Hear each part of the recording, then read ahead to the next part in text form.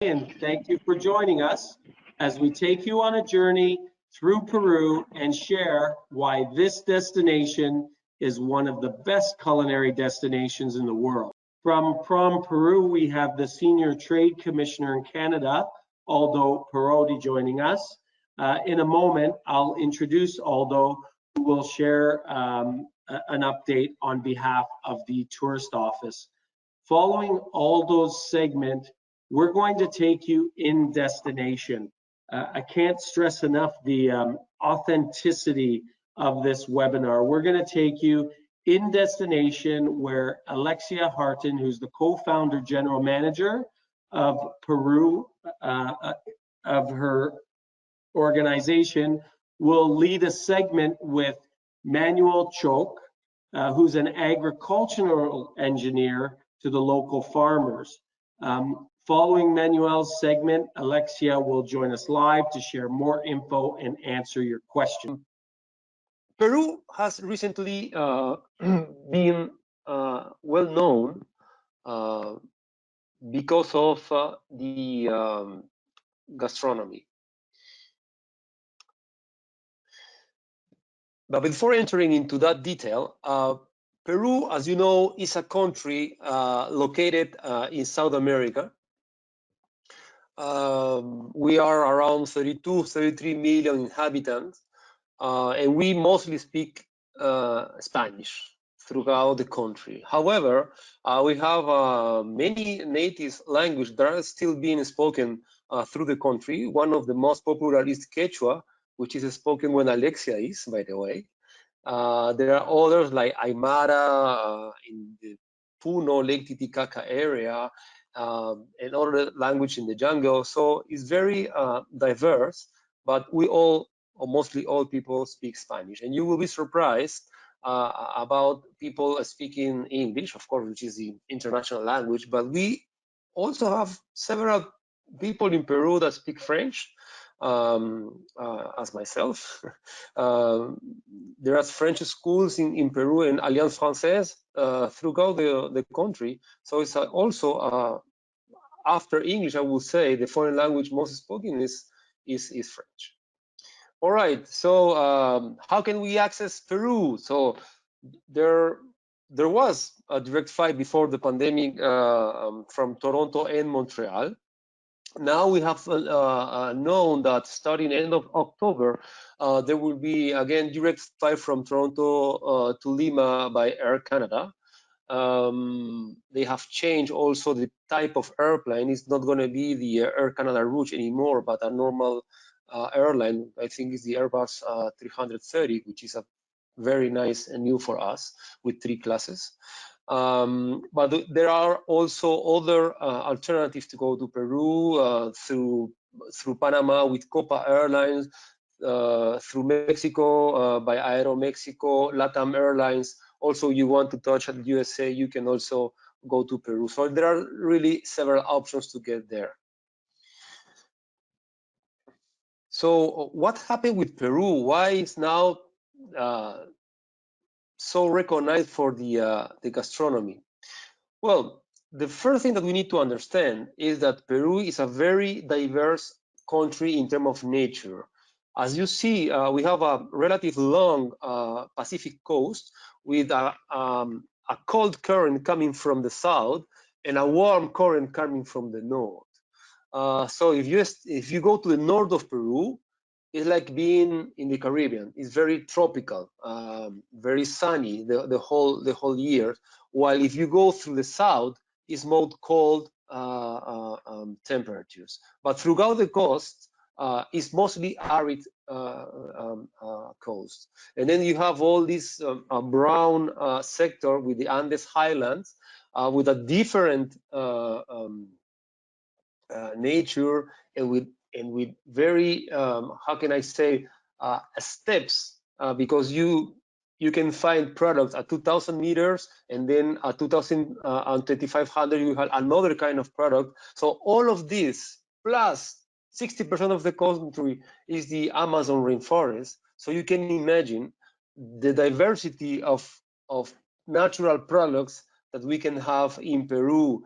From the sea, you find like scallops or shrimps, all the fishes that you can imagine. From the Andes, you have the quinoa, the potatoes.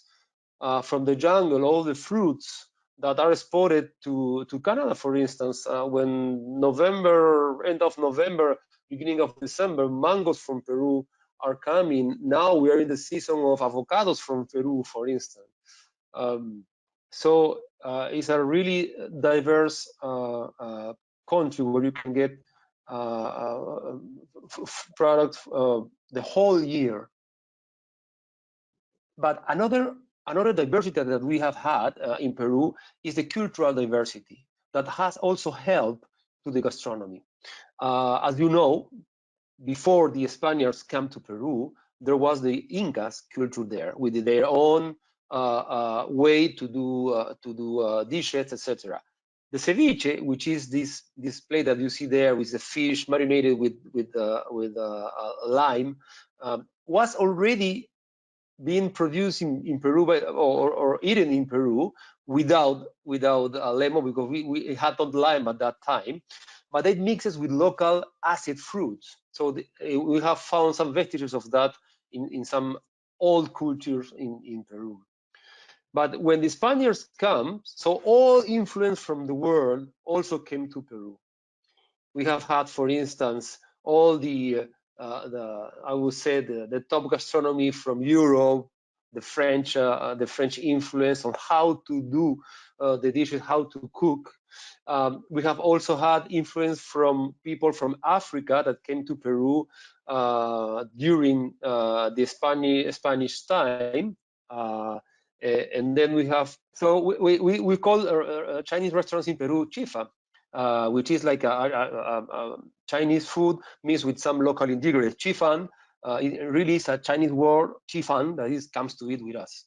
So, and then at the end of the 19th century, beginning of the 20th century, a Japanese migration came to Peru too, bringing their own savoir-faire of their cooking. For instance, you see there a picture of the ceviche, but we have created another plate that we call tiradito, which is some like the sashimi cut, but marinated with the Peruvian touch.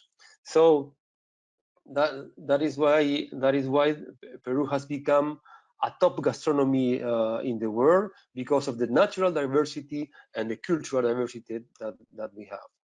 Okay. Before I forget, in Canada, you will find Peruvian restaurants across the country, from Vancouver to Quebec. Next Saturday, we are going to start the Peruvian Gastronomic Week in Canada. 24 restaurants has registered. Peruvian restaurants has registered in that week, offering a variety of promotions and plates for your enjoyment. In our webpage, fromperucanada.com, there is a landing page with all the information about these restaurants, where are they located. There are Google Maps inside, and so try to go there and also support those restaurants across Canada. Okay, we have been awarded as best culinary destination for several years. We have restaurants within the top of the world.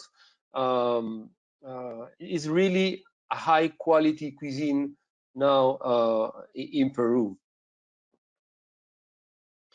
About COVID, Peru is now controlling the pandemic. You can go without restrictions in Peru. You just have to take a test before going, and there you will be free to walk the country. Restaurants, hotels, and many companies have all companies have protocols to secure your health. So, and now that finally Canada is starting to open its borders, we will be very glad to welcome you to Peru again. So before passing the hand to Alexia, I think Marco has a video to show to us. Thank you very much. we're now going to take you in destination for a recorded interview led by Alexia Harton. This interview is taking place in the Sacred Valley of Cusco. So Alexia is the co-founder and general manager of Peru Well Served, passionate traveler and travel designer who's committed to sharing Peru's gastronomy at its fullest through gastronomic journeys. Alexia is going to introduce us to and interview local agricultural engineer Manuel Choke. Manuel has committed himself to revalue his Andean treasures, so potatoes and ocas. He does amazing work on the natural genetic improvement of the native potatoes, and he has turned his ocas into the new stars of Peruvian gastronomy. Oca wine, which he called Miskioka, and if I'm not pronouncing it right, you're going to hear it authentic in a second. Manuel is the creator of Miskoka.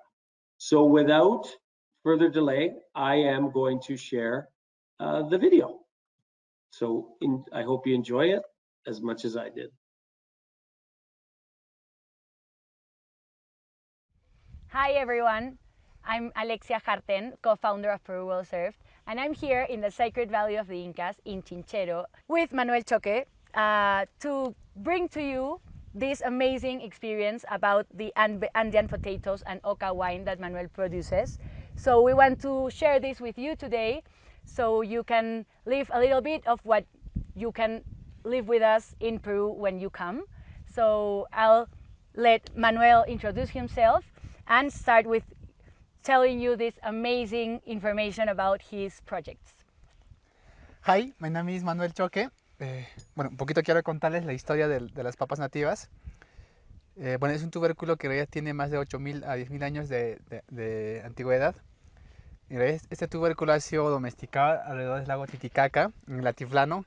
Y bueno, para resumir un poco el trabajo que hacemos nosotros lo que hicimos en el proyecto fue rescatar variedades que tienen mucha historia, tradición, cultura. Uno de esos, una variedad que rescatamos fue esta variedad, cahuillo o culebrita. Bueno, en quechua es cahuillo. It's like a snake. Tiene la forma de una serpiente, ¿ok? Como lo podemos observar, tiene la forma de una serpiente.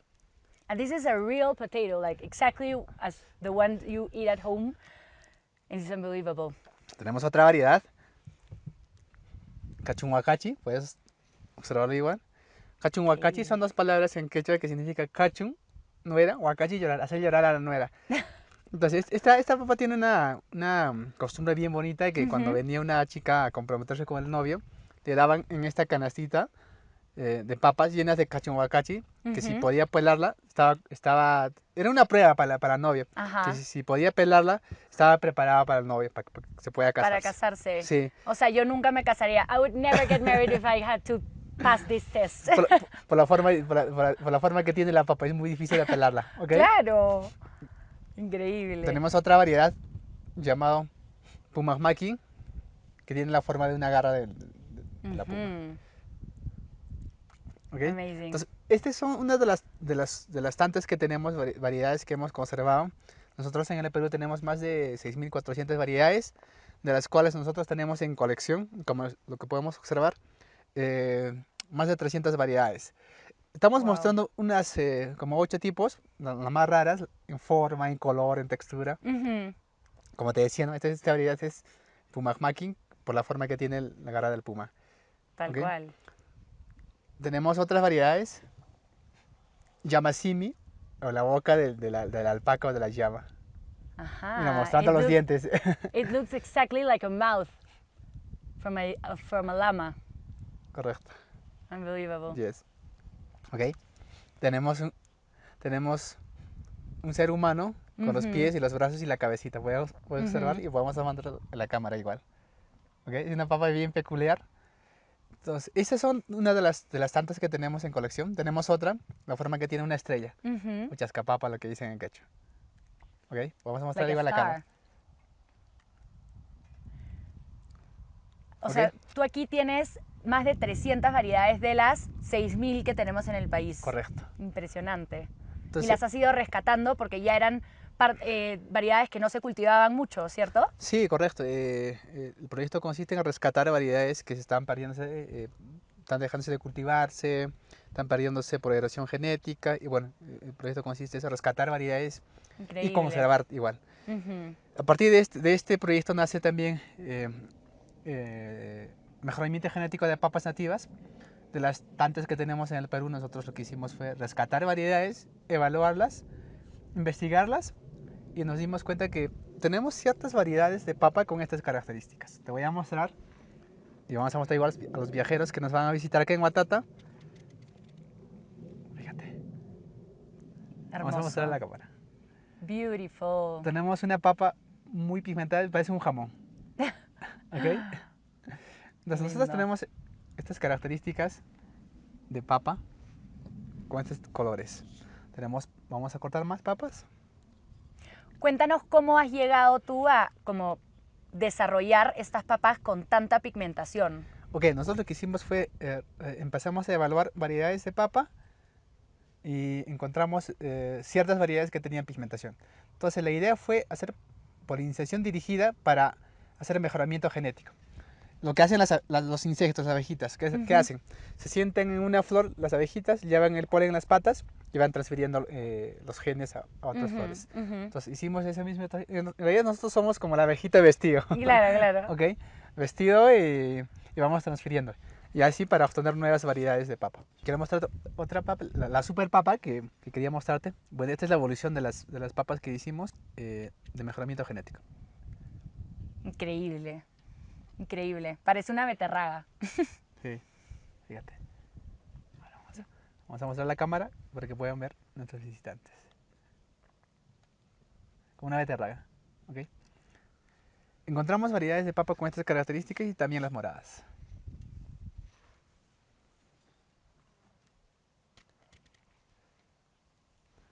Espectacular. Qué lindo. ¿Ok? Vamos a mostrar la cámara. For us in Peru Well Served, it is as important as going to eat delicious food in amazing restaurants, but to also come and have these human encounters like with Manuel and get to know him, his story, his amazing projects and the products he develops, because it is super important for the travelers to know like all the steps in the value chain, you know, that we have.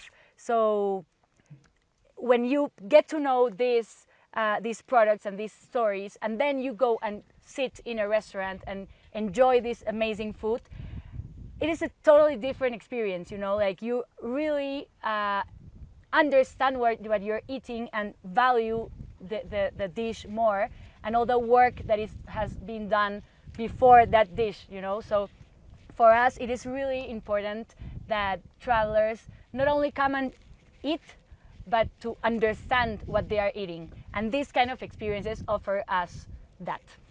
Vale, me tomo otra papa que es muy morada. Podemos mandar la cámara. Increíble el color. Increíble. Bueno, y el color lo puedes utilizar para pintar labios. A ver. Sí, dale. Pinta labios de papa. ¿De verdad? ¿Funcionó? No, Sí, me verdad. veo, pero... No, de verdad. Ahí estoy. Increíble. Entonces, Qué buena. esta es parte de la experiencia que nosotros vamos a mostrar a todos los visitantes aquí en Huatata. Mostrar la diversidad de papas, los colores, formas. Soy testigo. I'm aware and I'm witness that when travelers come and see this like personally, they are just like, it's mind blowing for them, ¿no? Como Sí. su cabeza explota en esos momentos. Correcto. Vamos a explotar de sabores, texturas. Exactamente. Y nada, y otro proyecto que nosotros empezamos a armar fue Miskioka, que es un vino de oca. Y bueno, nosotros empezamos a... Cuéntanos qué es la oca. Ok, la oca es un tubérculo andino que se ha también domesticado aquí en los Andes hace 8.000 años. Y bueno, para nosotros este cultivo es muy importante, igual que la papa, porque ha sido domesticado igual que en los Andes. el proyecto nace en una conversación de amigos en realidad, porque yo soy de profesión agrónomo. Yo escuché en una conversación mía de que cualquier fruta azucarada o dulce se podía hacer una bebida alcohólica. O sea, ahí nace el proyecto y dije, wow, yo en mi tierra tengo, en Guatata tengo un tubérculo andino que es dulce, como la fruta. Ajá. Yo me acuerdo cuando era niño, mi papá me llevaba a la chacra y cuando estaba de hambre me daba ocas, crudas. Ajá. Quiero que lo pruebes A ver. y me digas a qué sabe. A ver, un ratito, por favor. Acá está. A ver, sale esta.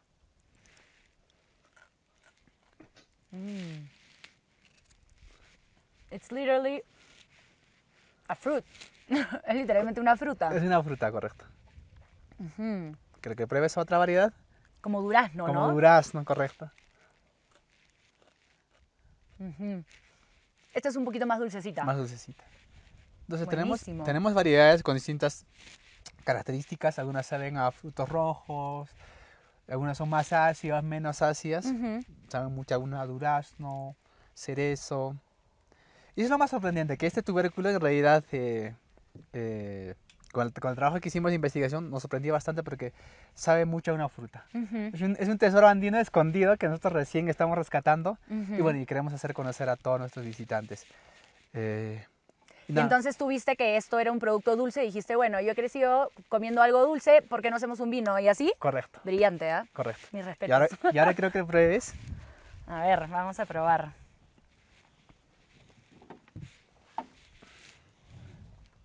¿Cuál vamos a probar? Vamos a probar en esta oportunidad un tinto Ok. de una oca roja. Bueno, un poquito para contarles miskioka. Ujú. Miskioka es una palabra en quechua. Miski en quechua es dulce, oca es de tubérculo, oca Ok. dulce. ¿Ok? Yurapuca porque es rosé. El tejido artesanal de Chinchero, Ujú. Lindo. Guatata, Cusco, Perú, 2018. Ujú. ¿Ok? En esta oportunidad vamos a probar a partir de esta oca. Esa Ok. viene de ahí. Y me imagino que esta es más como una clarita, Exacto, correcto. ¿no? Tenemos acá al lado un blanco. Está hecho a base de oca amarilla. ¿Ok? Entonces, la experiencia de cata de vinos, en realidad se hace una degustación de 6 a 7 tipos de clase de vinos. Bueno, en esta oportunidad solo vamos a probar 2. ¿Ok? Ujú. Nosotros vamos a dejar los demás estilos de vino para los visitantes que nos van a visitar aquí en Claro. Guatata. Ahora, vamos por...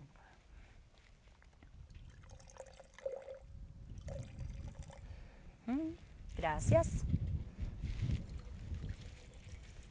Que lo disfrutes, por favor. Salud.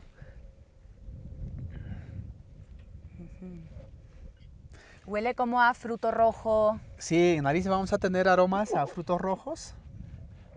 Muy marcado. Tenemos higo bien maduro. Ujú. Salud. Salud. Cheers. Les esperamos.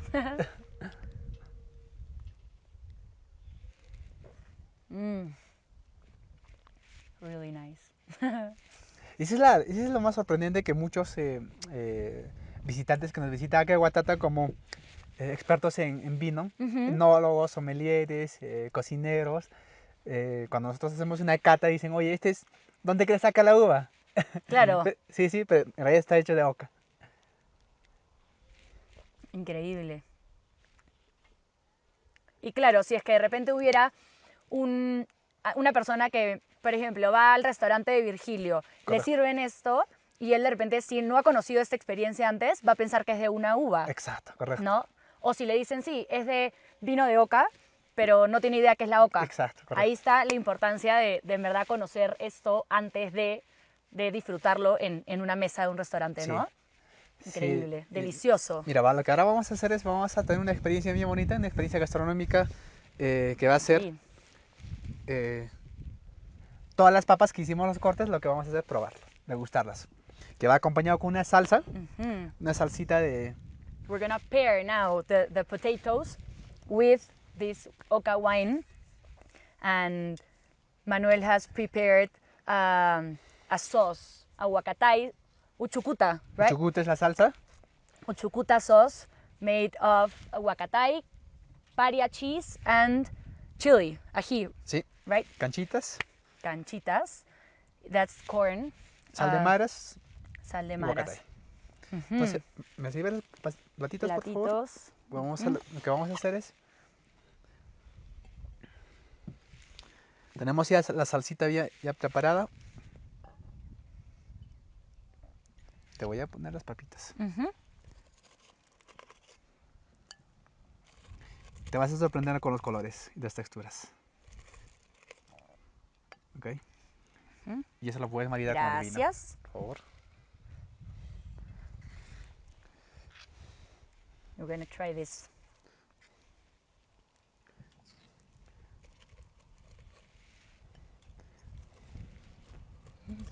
Bueno, la preparación de estas papas en realidad están hechas al horno, un horno de barro.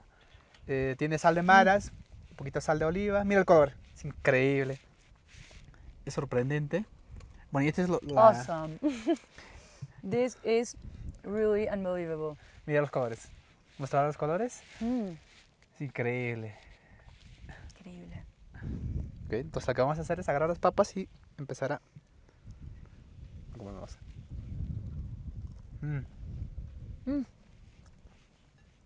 This one is red. Beautiful. For me, this is a must experience while traveling to Peru. Like, you have to come and try this, please. Salud. Cheers.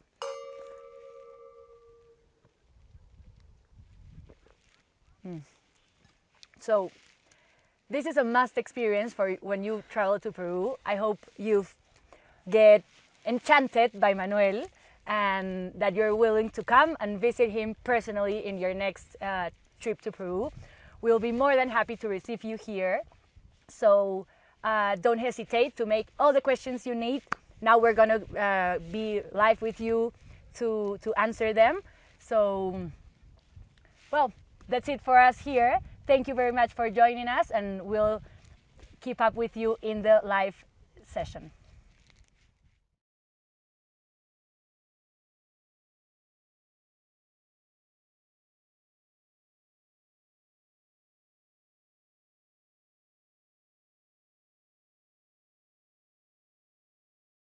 That was a great video.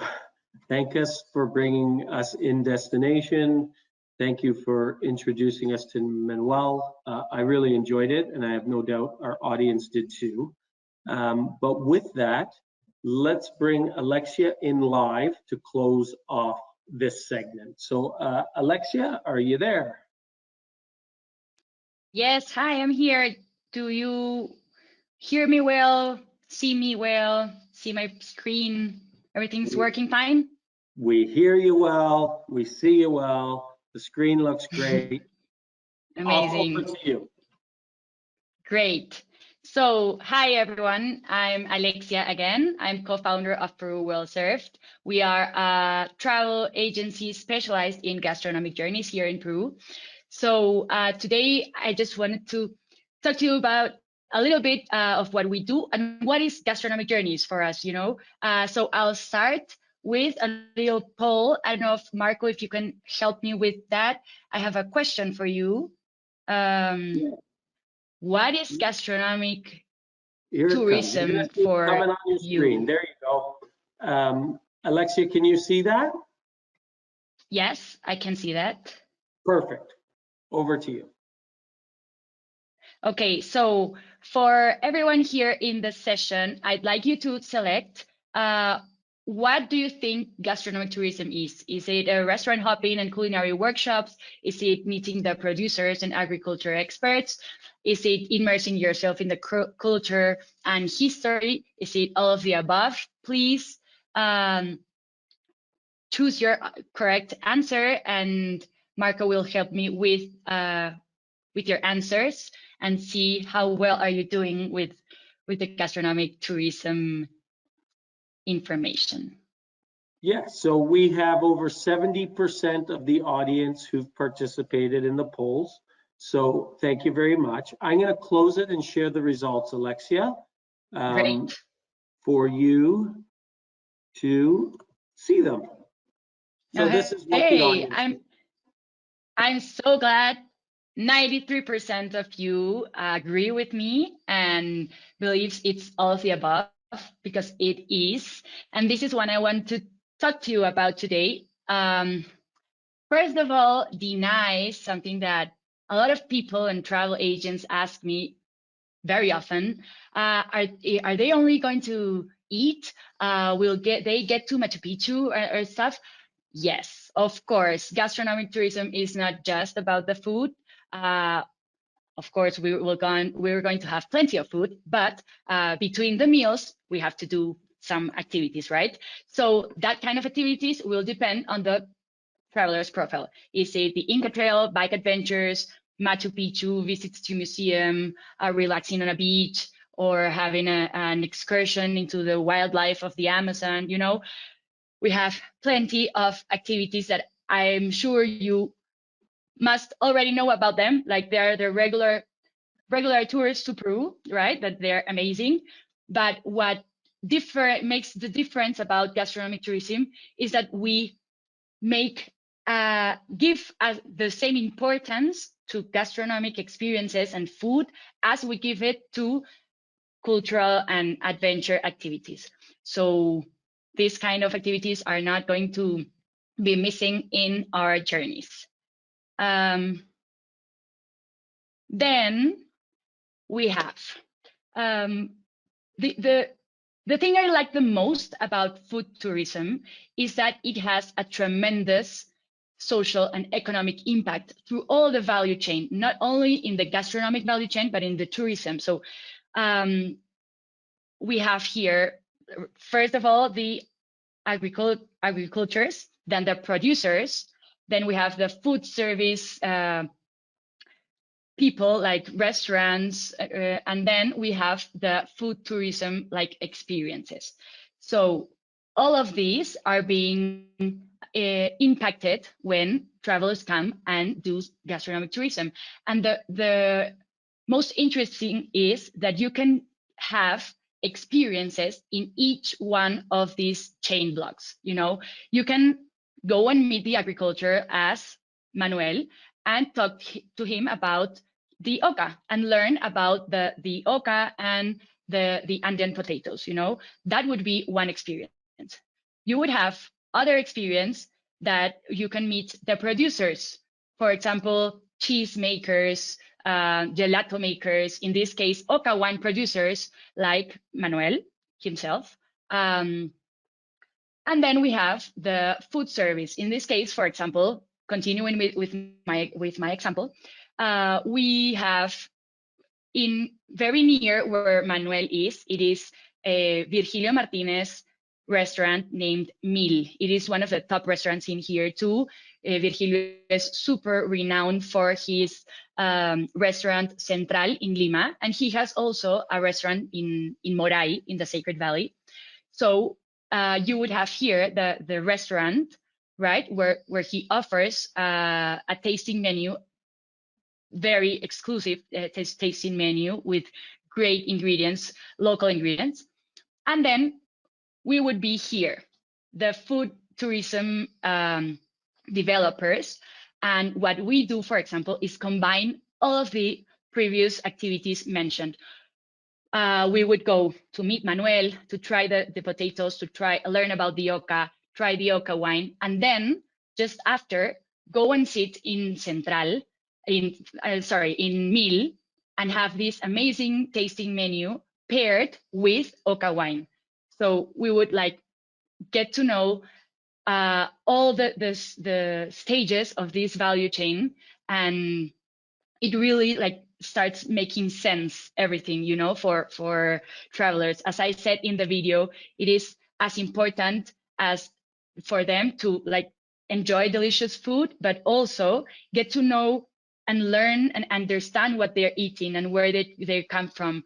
So I think that is something amazing about gastronomic tourism, the social and economic impact that it allows us to make. So in gastronomic journeys, the way we see them, we offer, of course, we'll have culinary workshops, meals at awarded restaurants, but we want also to go to these hidden gems where only locals go to eat, you know, and feel the local life in here. of course, by the hand of a local. And we'll also visit local markets and artisan producers. So we want to share like Peruvian gastronomy at its 360 degrees, like integrally. So about Peru Well Served, a little bit about us. We are all about customized, sustainable gastronomic journeys. This is what we do. We design unique journeys. Everything is tailor-made for the travelers because, of course, regarding things about food, we can have lots of tastes and options for travelers if they are veggies or vegans or they have any allergies. We can tailor-make the journeys for them. We share Peruvian gastronomy in a comprehensive way, as I was saying before. The third pillar of us that is really important is that we travel with you. So you really feel like a local. You will always have a local host that joins you to the experience and give you access to live these experiences as a local, you know.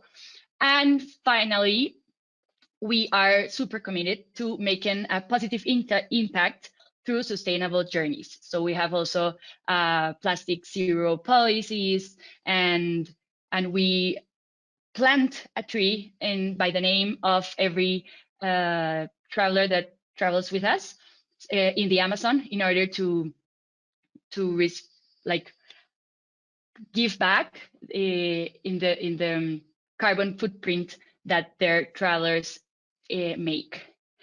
So just to give you a little bit of or produce you more wanting you, sorry. So for you to want more to come here, I want to show you some pictures. This is a little mood board about what is coming to Lima with us, okay, and having a gastronomic journey. Of course, you'll have the historical center, you have Barranco, the Bohemian district, you have Callao Monumental, that is the artsy part of the city, but of course you have a lot of food, as you can see here.